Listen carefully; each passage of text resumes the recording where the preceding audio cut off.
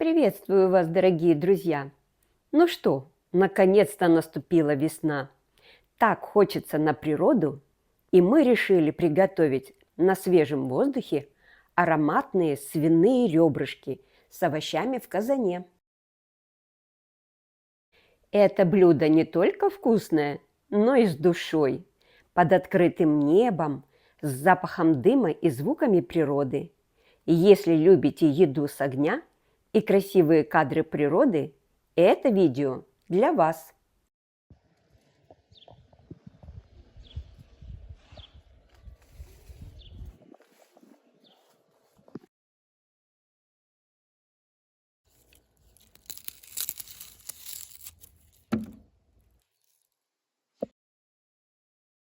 Это идеальное блюдо для пикника, дачи или просто отдыха на природе. В большой казан положим свиные ребрышки, баклажаны, перцы, помидоры и лук. Будем томить их в пиве с добавлением острого перца и зелени. У этого блюда получается насыщенный вкус и потрясающий аромат. Готовка на огне делает это блюдо особенно сочным и душистым.